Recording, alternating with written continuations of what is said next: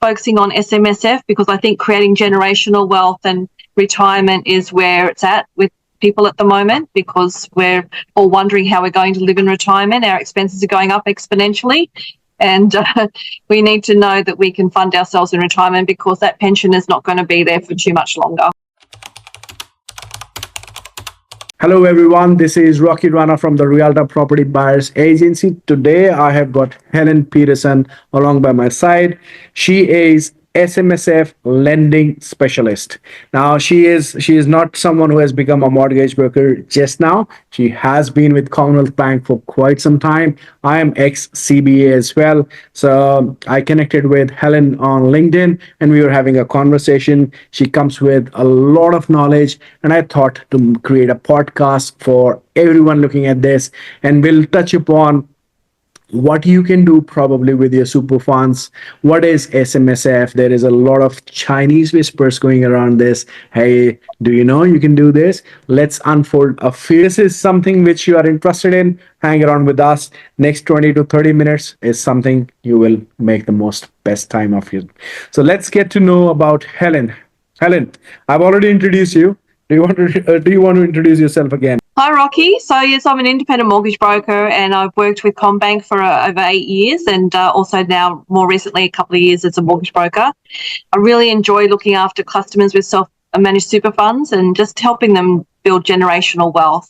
What is super? How does it work? And what is SMSF? Just imagine I'm a 6-year-old.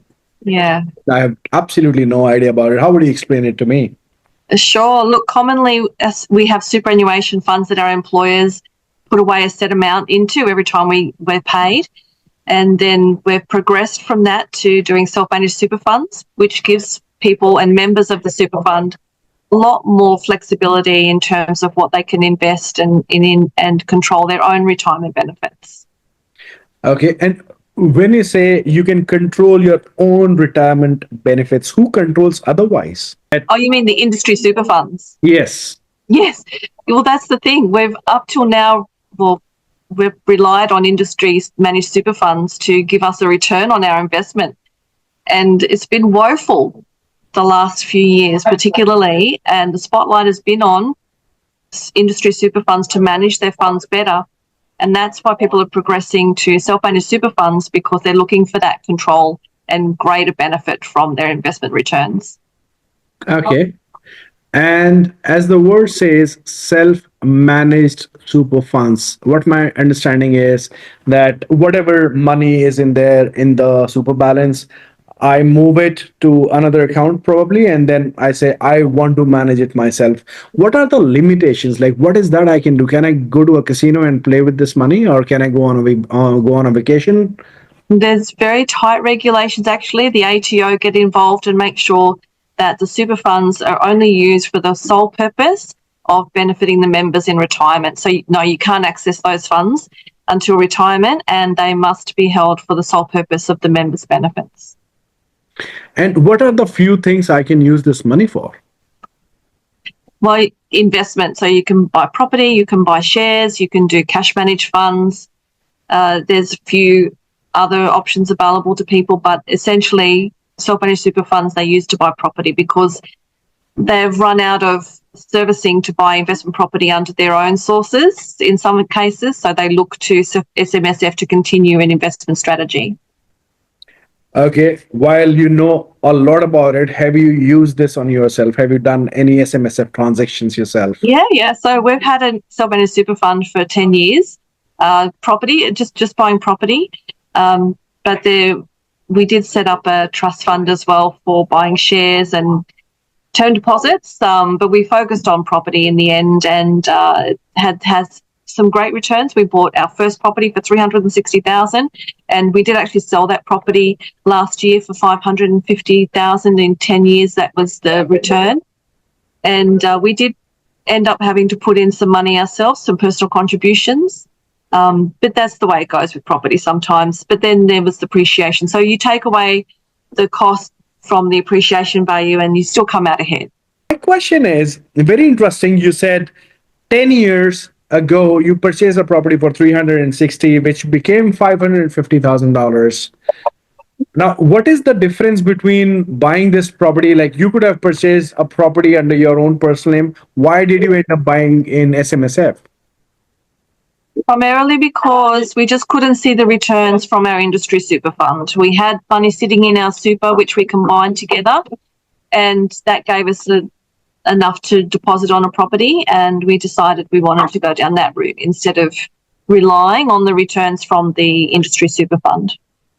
Now, for the 10 years, what you have done for yourself, do you believe that you have done better for yourself by investing in properties than or versus what the super companies would have done? I do think that I've had a better outcome than leaving the funds in the industry super. Purchasing the property has been a better outcome That's interesting. Okay, all right. for me. For me. Yeah, no, that is absolutely fine. We are just talking about your example right now. Okay, now who is eligible to take actions that, let's say, if someone listening to this audio or a video podcast, and if they want to take an action, what is the eligibility criteria? How much funds? How much do you need to have a job? Do you need to have borrowing? Like, how does it work? If you could explain. Well, anybody that has superannuation can do their own SMSF, but really you want to be looking at the minimum amount that you're prepared to start your SMSF with. I mean, I have seen people start an SMSF with 150,000, but more commonly it's about 250. You see people starting an SMSF with, and that just 150. yeah, it depends on the property you want to purchase as well. Like a higher value property requires a higher deposit, so then you need a higher starting point. So we are talking about deposits. I have seen people can pay 5% and buy a principal place, 10% and buy an investment. What is the minimum Yeah. requirement here from your angle as a mortgage broker? Look, 10%, 20%, 30%, each lender has different requirements. And I think that's one of the great things about being a broker is having access to different lenders. We can find the lender solution that will work with your scenario to make sure that you get an outcome that you're looking for. But that has risks and risk fees associated with it. You might pay a risk fee, lender's mortgage insurance. So the higher the deposit, the better your situation. But you can do 10% deposit for an SMSF. I had no idea because we have had clients who were buying properties under super. We were under the reflection because everyone says 20%. You're saying Yeah. 10% is also an Yeah. option. 10%. When we started our super fund, it was 30%. But there's been a lot of activity and a lot of lenders join the lending space in SMSF. I mean, 2 years ago, I could count on one hand how many banks were in the lending space for SMSF. And now, no one wanted to refinance. And now we're looking at lenders that are joining the SMSF space. They're doing favourable refinances and it's becoming more mainstream lending.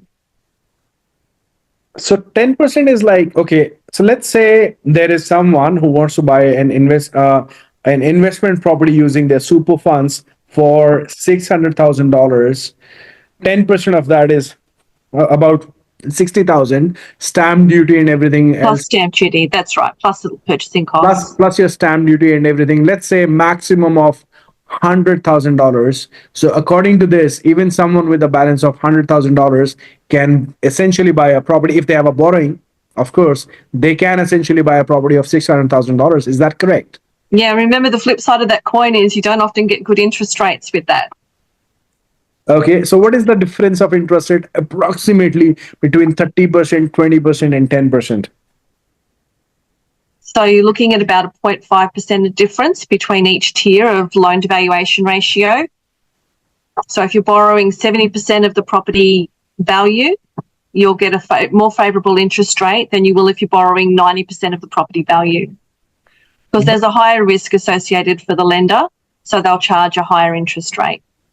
But you mentioned that there will be a zero point 0.5 difference between 10 to 20 and then 20 to 30. So let's say, Just as an example, it's not the same across all lenders. okay, can we say that there could be a difference between 90% loan versus 70% loan? There could be a difference of 1 to 2%. Yeah, that's quite reasonable to expect. Okay, so if someone wants to buy a property of $600,000, they only have got $100,000, they can with 10% and pay higher interest, which will be like every year they're putting slightly more than the usual out of their pocket. Is that correct? Yeah, that's right, because the repayments will be higher and it can affect the outcome in terms of the appreciation of the property value. But if you delay getting into the market by trying to have a higher deposit, then you may end up paying a lot more for the property anyway. So you have to kind of balance it up and decide whether it's more important for you to get into the property market now or whether you want to wait. And that's where an accounting professional can help you understand those risks and mitigate and work out what's right for you. All right. And what happened? Let's say me and my wife, we are buying a property, and towards the end of the financial year, our company gives us a bonus of $35,000. Can we put that money towards the SMSF property at all or no? You can do. You get a concessional rate of tax on that. You also, the government can give you a match dollar for dollar in investment into the fund. So there's certain concessions there if you want to put that into SMSF, yes. Okay. So my question is, let's say I'm buying a property with 90% LVR right now. After 1 year, I get bonus or I get money from somewhere and I put it in the property which was through SMSF. Now the LVR is about 70%. Will my interest rate be readjusted?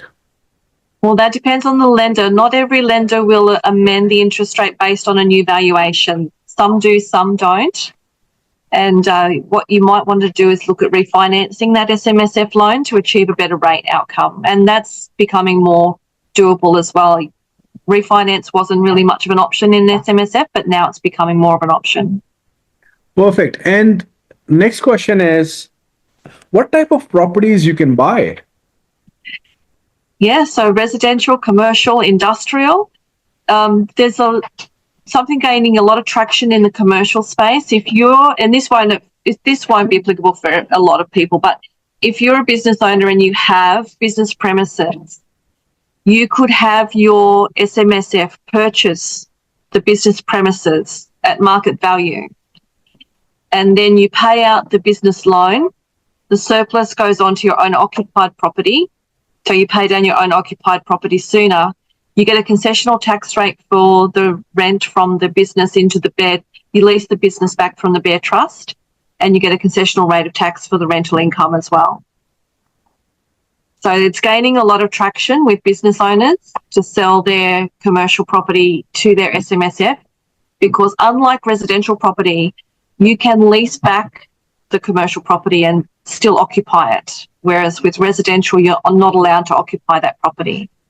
Let's say, Rocky, you had purchased a commercial premises to have your offices in, and you're making loan repayments on that commercial premises. Your super fund purchases that premises from your business. Okay. And then you pay out the loan. The surplus funds from that loan payout, because you purchased the commercial property at market value, which you would have to do making it at arm's length.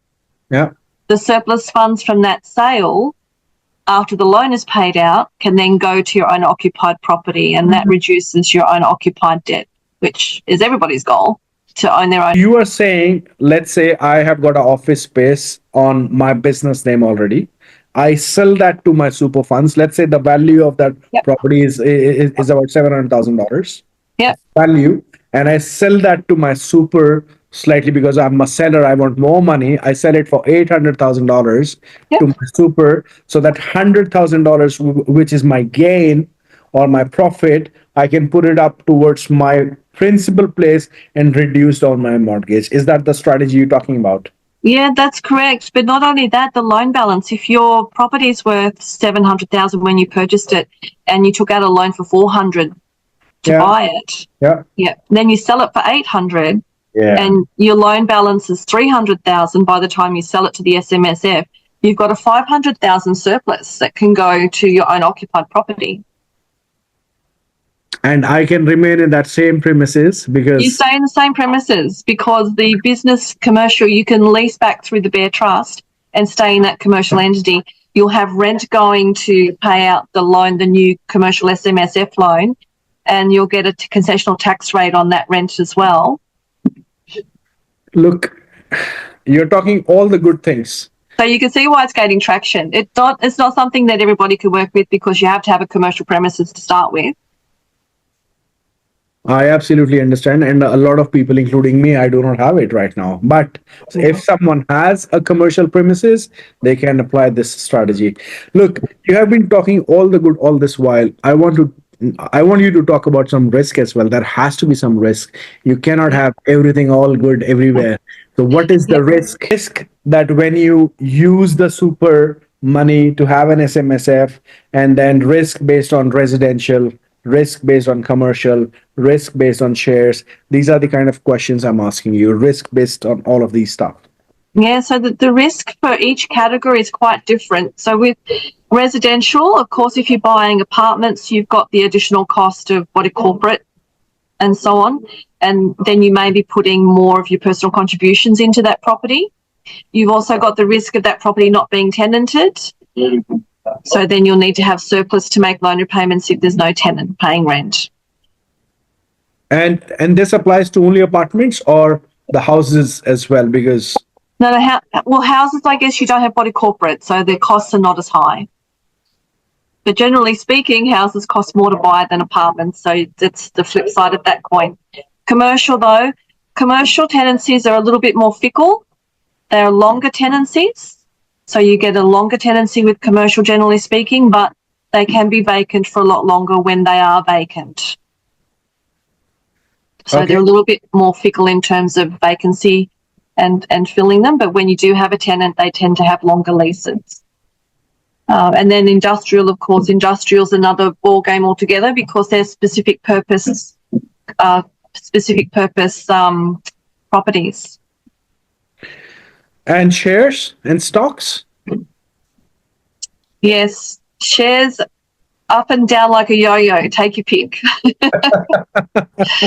You can win as quick as you can lose with shares. So for some reason, your commercial property is going to remain vacant for 6 months. You are in soup.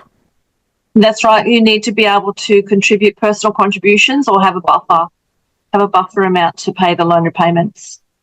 So are you saying it is very, very important that when you're buying a property with super funds or SMSF, it is very, very important that you're doing a lot of research where you are buying because you don't want your money to get duped because of vacancy, because of the risk, because of the outgoing. So numbers should work out when you're buying properties under SMSF. That's right. This is where you come in, Rocky. That's where I'm coming to. That's right. As a buyer's agent, or you can crunch the numbers and do the research and present data that makes the risk a lot more palatable. You've got to mitigate the risk, understand the areas and make sure that you purchase in the right area. And I think that's an important part of what you do. Yeah, so we can definitely help someone if they are wanting to buy a property under SMSF, because I think your risk assessment, risk profile, everyone is different. Somebody who's at the age of 50 or 55 and they are using their super funds for next 10 to 15 years, their risk appetite is different. And someone at the age of 30, maybe single, their risk appetite is different. So risk profiling is very, very important. You Exactly. can't, play with super's money. And also your numbers should make a decision rather than how beautiful or how new the house is. So that is definitely we can help you with.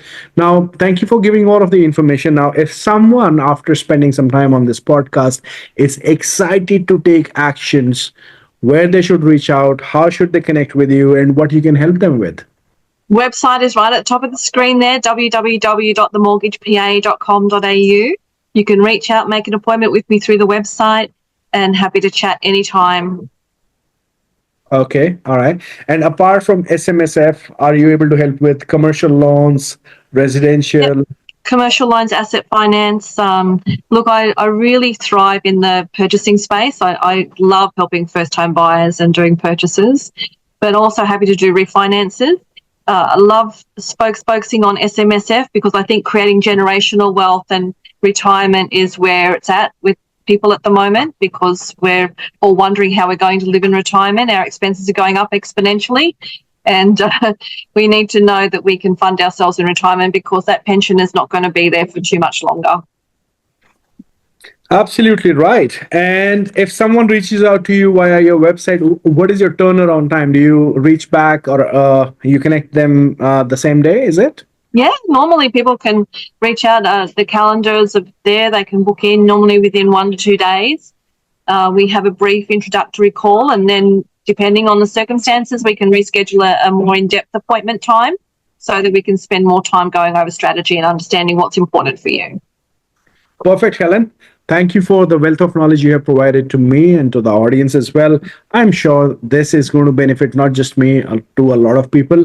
And take care of yourself, Helen, and I'll be speaking with you soon. We've covered just a short few items. There's a lot to understand with super fund, and I do recommend people speak to their professional. But thank you for having me on. Thank you, Helen. Take care of yourself. Thanks, Rocky.